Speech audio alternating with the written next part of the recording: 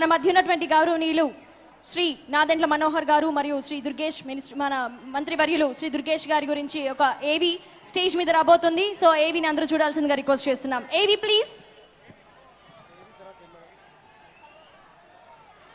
రాష్ట్ర అభివృద్ధిలో జనసేన మంత్రుల ప్రస్థానం. రాష్ట్ర పౌర సరఫరాల శాఖ మంత్రిగా బాధ్యతలు తీసుకున్న శ్రీ నాదెండ్ల మనోహర్ గారు పేదలకు నిత్యావసరాలు పంపిణీ చేసే వ్యవస్థ, ఎంతో కీలకమైన వ్యవస్థను మంత్రి మనోహర్ గారు ఎంతో గొప్పగా నిర్వహిస్తున్నారు. బాధ్యతలు చేపట్టిన రోజు నుండి ఎప్పటికప్పుడు నిత్యావసరాల ధరలు పెరగకుండా చర్యలు తీసుకున్నారు. పెరిగిన వివిధ నిత్యావసరాల ధరలను 5 సార్లు తగ్గించి ప్రజలకు ఎంతో మేలు చేశారు. మార్కెట్లు, రేషన్ షాపులు స్వయంగా తనిఖీ చేస్తూ ఎక్కడా అక్రమాలు జరగకుండా చర్యలు తీసుకుంటున్నారు. పేదలకు చెందాల్సిన రేషన్ బియ్యం అమ్ముకుని గత ప్రభుత్వం కొన్ని వేల కోట్లు అక్రమంగా దోచుకుంది. మంత్రిగా బాధ్యతలు స్వీకరించిన రోజు నుండి పేదలకు చెందాల్సిన బియ్యం అక్రమ తరలింపుపై శ్రీ నాదెండ్ల మనోహర్ గారు ఉక్కుపాదం మోపారు. ఆకస్మిక తనిఖీ నిర్వహించి ఎన్నో వేల టన్నుల రేషన్ బియ్యాన్ని స్వాధీనం చేసుకున్నారు. ఎంతటి వారైనా లెక్క చేయకుండా పేదల బియ్యం దోచుకున్న మాజీ మంత్రి కుటుంబంపై, గత ప్రభుత్వంలో కీలకంగా ఉన్న వ్యక్తులపై కేసులు నమోదు చేశారు. కాకినాడ పోర్టు ద్వారా విదేశాలకు రేషన్ బియ్యం తరలింపుపై ఉప ముఖ్యమంత్రి శ్రీ పవన్ కళ్యాణ్ గారితో కలిసి వెళ్లి అక్కడున్న నౌకను స్వాధీనం చేసుకుని 2384 టన్నుల బియ్యం స్వాధీనం చేసుకున్నారు. అలాగే రాష్ట్రంలో ఉన్న వివిధ పోర్టులు సందర్శించి అక్కడ నిఘా పెంచి పేదల బియ్యం అక్రమ తరలింపు కాకుండా చర్యలు తీసుకున్నారు.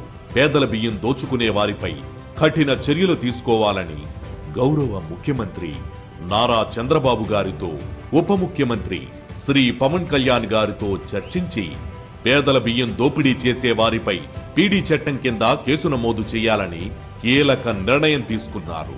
కాకినాడ పోర్టు ద్వారా గత వైసీపీ ప్రభుత్వంలో జరిగిన పేదల బియ్యం దోపిడీపై సిఐడి ద్వారా విచారణకు ఆదేశించారు.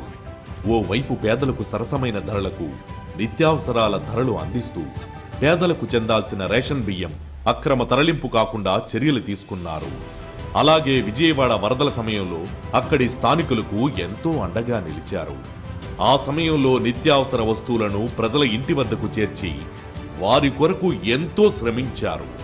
గత వైసీపీ ప్రభుత్వం రైతుల వద్ద కొన్న ధాన్యానికి 1600 కోట్లు బకాయి పెట్టింది. అధికారం చేపట్టిన వెంటనే ఈ 1600 కోట్ల బకాయిలను చెల్లించి రైతులను ఆర్థికంగా ఆదుకున్నారు. అలాగే గతంలో ఎన్నడూ లేని విధంగా రైతుల నుండి సకాలంలో ధాన్యం సేకరించిన 24 గంటల్లోనే రైతుల ఖాతాల్లో డబ్బు జమ చేసి రైతులకు ఎంతో మేలు చేశారు. మీరు కొనుగోలు చేసిన 24 గంటల్లోనే మీ ఖాతాలో పడిపోతాయి. అకౌంట్లో పడ్డాయా డబ్బులు? 2024-25 ఖరీఫ్ సీజన్లో 31 లక్షల మెట్రిక్ టన్నుల ధాన్యం సేకరించి రైతులకు 7300 కోట్లు చెల్లించారు. 5 లక్షల మంది రైతులకు లబ్ధి చేకూర్చారు. ఈ రైతులు మొత్తానికి రేపు 3 డబ్బులు పడకపోతే మీరు మళ్ళీ ఫోన్ చేయండి. ధాన్యం అమ్ముకుంటే 6 గంటల పడింది మాకు డబ్బులు. రాష్ట్ర ప్రభుత్వం ఎంతో ప్రతిష్టాత్మకంగా చేపట్టిన దీపం పథకం ద్వారా గ్యాస్ సిలిండర్ల పంపిణీని ఎంతో సమర్థవంతంగా నిర్వహించారు. గతేడాది నవంబర్ నెలలో మొదలైన పథకం ద్వారా ఇప్పటి వరకు 95 లక్షల మందికి గ్యాస్ సిలిండర్లు అందించారు. గ్యాస్ సిలిండర్లు సరఫరా చేసిన 24 గంటల్లోనే వారి ఖాతాల్లో డబ్బులు జమ చేశారు. గత 5 ఏళ్లలో వైసీపీ ప్రభుత్వం పౌర సరఫరాల శాఖను నిర్వీర్యం చేసి కేవలం ఏడాదికి సగటున 1900 కోట్లు ఖర్చు చేస్తే కేవలం 2024-25 ఆర్థిక సంవత్సరంలో పౌర సరఫరాల కొరకు 9000 కోట్లు ఖర్చు చేశారు. ఈ ఆర్థిక సంవత్సరంలో కూడా 3 గ్యాస్ సిలిండర్లు సరఫరా కొరకు 2600 కోట్లు వెచ్చించారు. పౌర సరఫరాల శాఖకు 3800 కోట్ల బడ్జెట్ కేటాయించారు. పేదలకు నేరుగా లబ్ధి చేకూర్చే పౌర సరఫరాల శాఖను ఎంతో సమర్థంగా నిర్వహిస్తోన్న మంత్రి నాదెండ్ల మనోహర్ గారి పట్ల ప్రజలు ఎంతో హర్షం వ్యక్తం చేస్తున్నారు. పర్యాటక, సాంస్కృతిక, సినిమాటోగ్రఫీ శాఖ మంత్రిగా మన కందుల దుర్గేష్ గారి ప్రస్థానం రాష్ట్రంలో ఉన్న వివిధ పర్యాటక కేంద్రాలను సందర్శించి కీలకమైన రాష్ట్ర పర్యాటక పాలసీని తీర్చిదిద్దారు. కీలకమైన ఈ పాలసీ ద్వారా సర్క్యూట్స్ అభివృద్ధి చేయడానికి సంకల్పించి పర్యాటక రంగంలో పెట్టుబడులు రాబడుతున్నారు.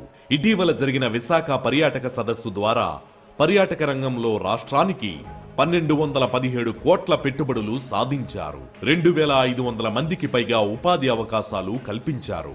ఆంధ్ర ఊటీగా పిలువబడే అరకులోయలో అరకు ఉత్సవాన్ని అరకు చలి ఉత్సవ్ పేరిట ఘనంగా నిర్వహించారు.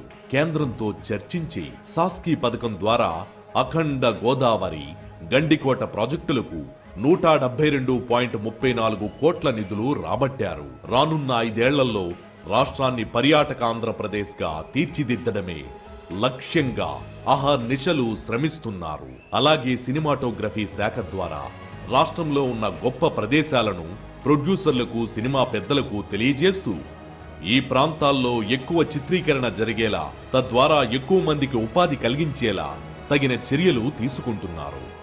గత 5 ఏళ్లలో సినిమా ఇండస్ట్రీని గత ప్రభుత్వం ఏ విధంగా ఇబ్బంది పెట్టిందో చూశాం.